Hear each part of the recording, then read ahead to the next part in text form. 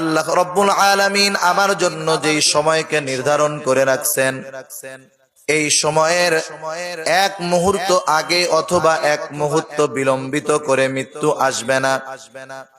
মৃত্যু যথা সময়ে যথা স্থানে চলে আসবে। হাদিসে পাকের মধ্যে আসছে, রাসূলুল্লাহ সাল্লাল্লাহু আলাইহি ওয়াসাল্লাম জানায়া দেন, মানুষের মৃত্যুর সময় এবং স্থান আল্লাহ তাআলা নির্ধারণ করে রেখেছেন। যথা সময়ে যথা স্থানে মানুষের মৃত্যু চলে আসবে। যেই জায়গায় আল্লাহ তাআলা মানুষের মৃত্যু লিখে রাখছেন, আল্লাহ তাআলা প্রয়োজন সৃষ্টি করে আল্লাহ তাকে সেখানে নিয়ে যাবে।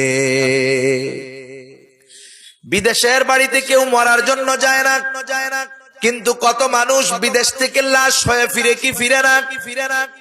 সুলাইমান আলাইহিস সালাম ওনার মন্ত্রী পরিষদে একজন মন্ত্রী ছিল, অভিজ্ঞ একজন মন্ত্রী। সেই মন্ত্রী শুধু সুলাইমান আলাইহিস সালামের মন্ত্রী ছিলেন তা নয়, ওনার বাবা হযরত দাউদ আলাইহিস সালামেরও মন্ত্রী ছিলেন।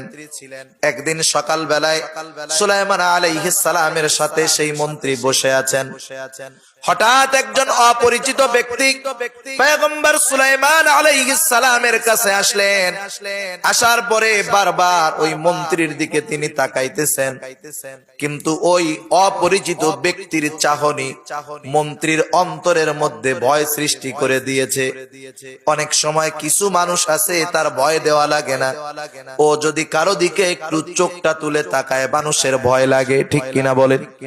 আবার অনেক মানুষ আছে আল্লাহ রাব্বুল আলামিন তার চাহনির ভিতরে এমন মায়া দিয়ে রাখছে, ভালোবাসা দিয়ে রাখছে, ওই মানুষগুলা যদি রাগ হয়েও কারো দিকে চোখ গরম করে তাকায়, ওই চোখ গরম করে তাকানোর মধ্যেও মায়া মোহব্বত থাকে, ঠিক কিনা বলেন? এইবার ওই লোকটা চলে যাওয়ার পর ওই মন্ত্রী সুলাইমান আলাইহিস সালামের কাছে জিজ্ঞাসা করে, ও পয়গম্বর, আপনার কাছে যে এই লোকটা আসলো, এই লোকটাকে, ওর চাহনি আমার অন্তরের মধ্যে ভয় সৃষ্টি করে দিয়েছে লোকটাকে। সুলাইমান আলাইহিস সালাম বলে, এ হলো মৃত্যুর ফেরেশতা। বলেন তো, এমনিতেই তাকানোতে পাইছে ভয়, আরো যদি শোনে এ মৃত্যুর ফেরেশতা, ভয় বাড়বে নাকি কমবে?